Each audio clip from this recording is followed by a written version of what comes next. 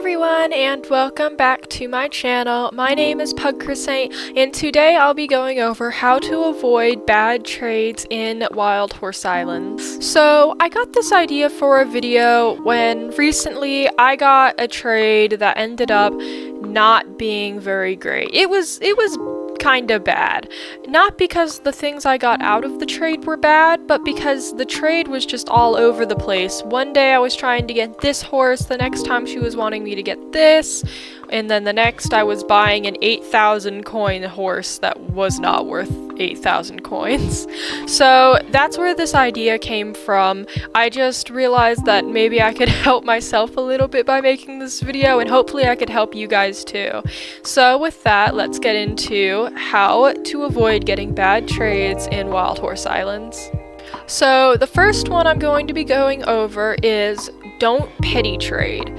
Pity trade is a thing I've seen myself and a lot of other people do and then immediately regret. Pity trading is when someone can kind of guilt trip you into giving them something for basically free or for not a good trade. For either you give them a great horse or a lot of coins because they asked you, and you don't want to be mean, and so you do it, and in the end it's not worth it. Like me spending 8,000 coins for a horse that isn't nearly worth that much.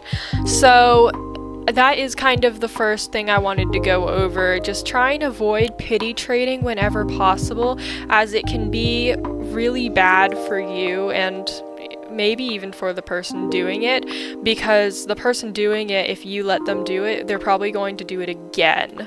So yes, please try to avoid pity trading whenever possible. The second thing I wanted to go over is don't impulse buy. Impulse buying can happen when you have maybe finally saved up 20,000 coins, let's say, and you're so happy it took you hours and hours to do, and then all of a sudden in chat you see someone say selling a liver chestnut overo Frisian for 10k coins, and you think to yourself, oh, I've never wanted that coat before, but for some odd reason now you do want that coat. So you run over, you buy the horse, no questions asked, and they leave the game.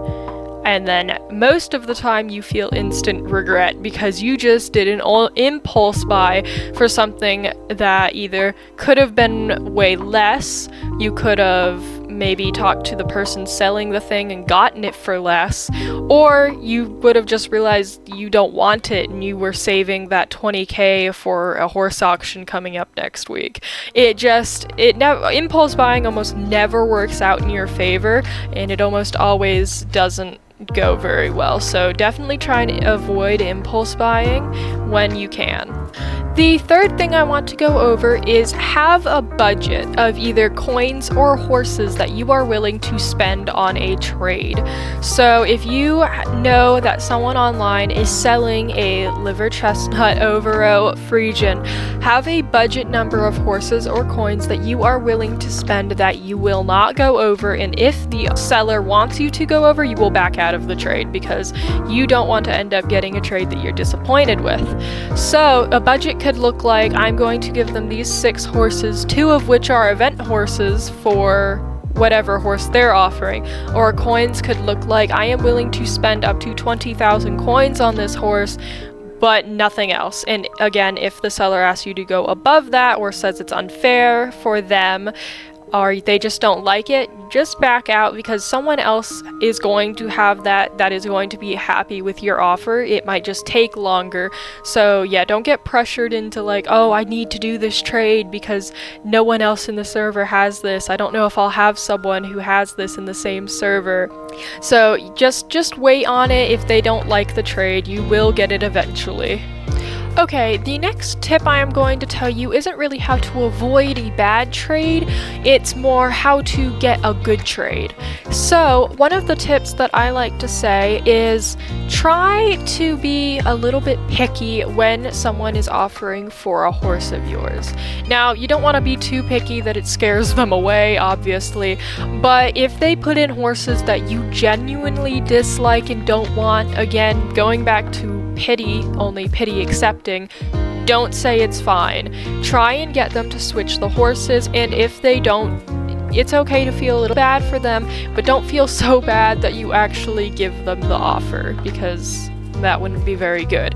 So definitely try to make sure that you're a little bit more picky with your horses and make sure you're very happy with the trade before it goes through. Okay everyone, my next tip is again more like trying to get a good trade, less of avoiding a bad trade. But if you're ever in a trade and you noticed that someone is teetering on the edge of saying yes, but also kind of wanting to say no, kind of unsure about what they should do, sometimes adding something small can just like push them over the edge and have them say yes. So when I say small, I don't mean a quarter horse or an Appaloosa. I mean maybe a Frisian with a less or known coat, or just maybe a Frisian with a base coat that's a little bit rare. Something like that that can push the people over the edge, because it's still good, it's just a little extra something. And if you say, I'm going to add something extra, something that sometimes that can help too, because it can make them feel like you're doing them a favor a little bit, like you really want this, so you're gonna put more stuff into it. So yeah, sometimes adding just a little bit more can help push people over the edge of saying yes. And my last thing before we have to go is try to have a list of the horses or coats that you'd want. Now, this does kind of go along with the thing I was saying about budgeting, but this can also help with impulse buying, to have a list of things that you want, or coats. So let's just keep using the liver chestnut overo. If I put that on my list and I see someone has put that in chat that they're selling it or trading it, and I have the things to buy it or go in offer, then I should go and do that. And it'll help with impulse buying, because again, you hopefully having that list will know that you don't need that, or you can add it to your list if you really like that coat. So like if you have reversed apple black on your list and somebody puts it in chat, you can go ahead and run over and get it. Of course, if you have the stuff. Don't get something on your list, obviously, if you don't have the stuff to get it in the first place. But yeah, so making a list can be super helpful, and it can help prevent you trying to impulse buy stuff that you don't actually really want. Okay everyone, that's gonna be all for today's video. I hope you guys enjoyed this little video about me explaining how to avoid bad trades and a few tips on how to get better trades. I hope you guys enjoyed. If you did, feel free to comment and like, so that way you can help boost my video a little bit, and share your thoughts and opinions. Thanks so much for watching, and I hope to see you in the next one. Bye!